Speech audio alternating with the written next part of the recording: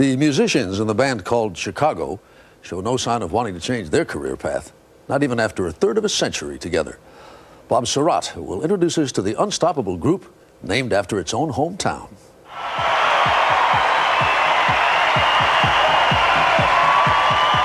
You know their songs. You probably have a few of their albums.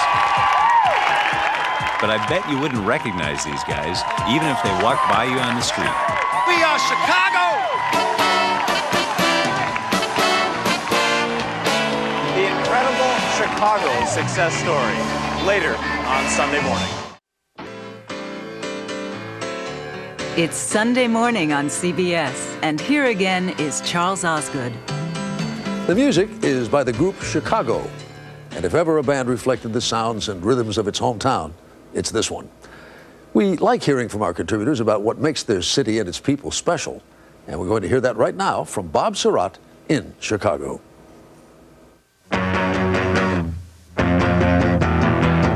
It was in the neighborhoods of Chicago where it first came to life. A brassy kind of rock and roll from a group of college kids who'd eventually name themselves after their city.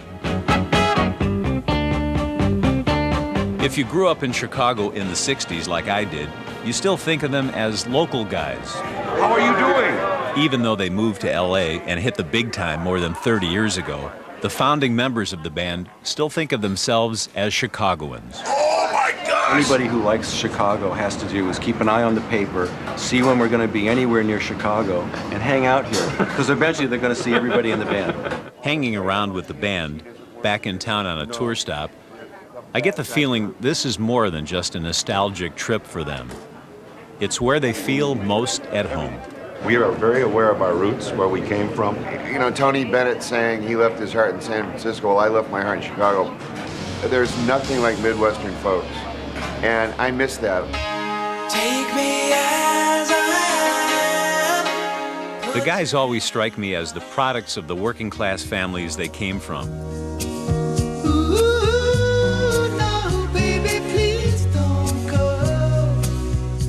And after 35 years on tour, sales of more than 120 million records, You're the meaning in my life. You're the inspiration. and more than 25 albums, You're the inspiration. they really don't seem to care that their faces and names have remained almost anonymous.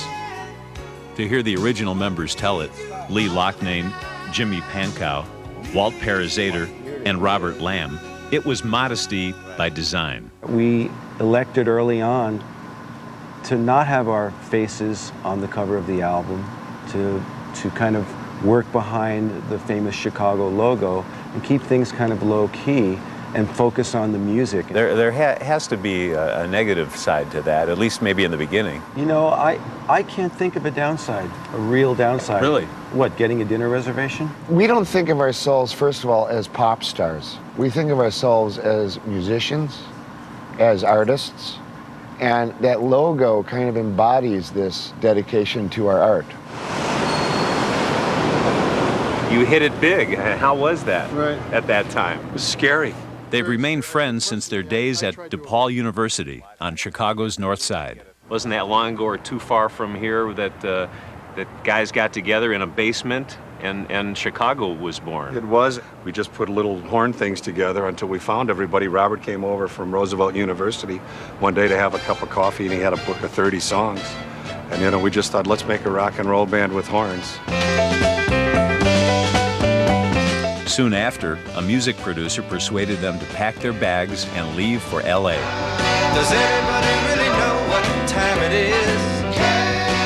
Does Anybody Really Know What Time It Is would become one of their first hits.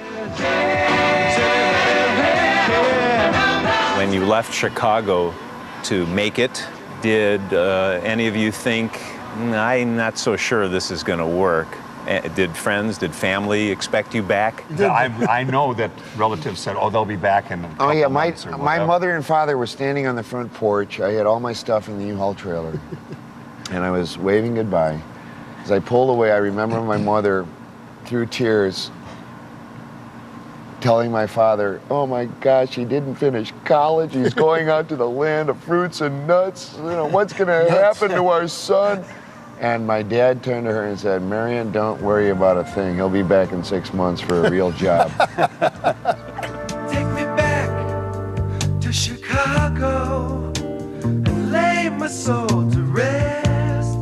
When Jimmy Pankow comes back home now, it's on Chicago's own tour bus. But this is still a special place.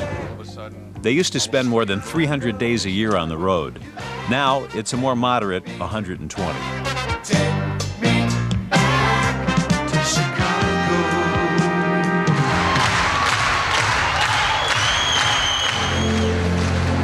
It's time to boogie. Later. Good show, man.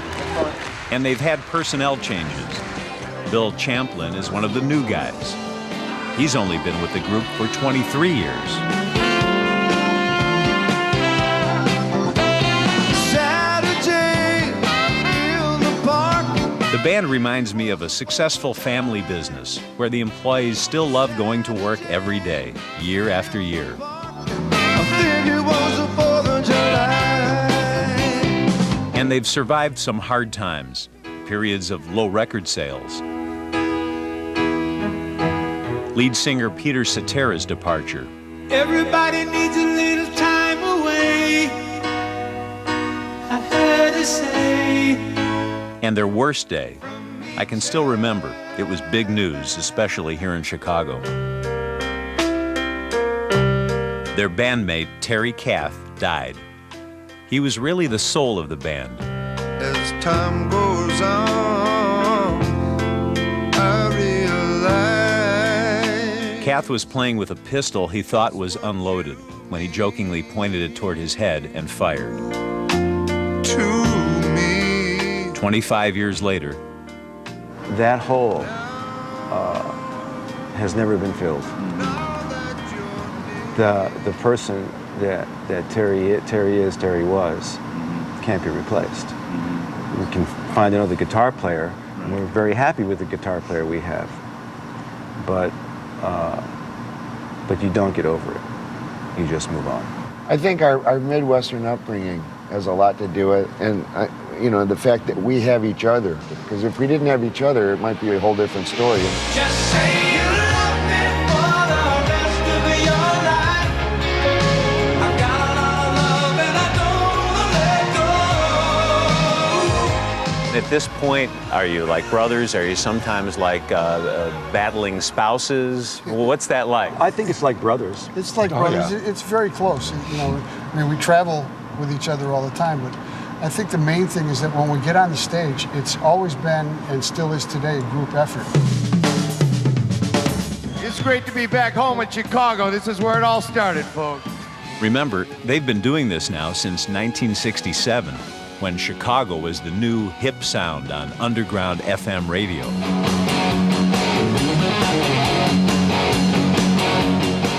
But you'd think, judging by their attitude towards their fans, that they were just starting out. I never would have imagined that this music would have had a connection like that with so many people. It's part of the chemistry that's kind of kept us together. When you look in their faces, you can see them listening to that song again in their mind's eye for the first time. You can't put it in words. It's an exciting thing, and that is the juice that keeps us coming back.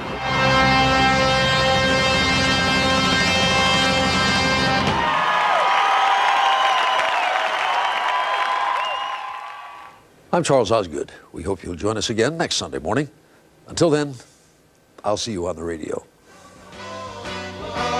Time enough to die.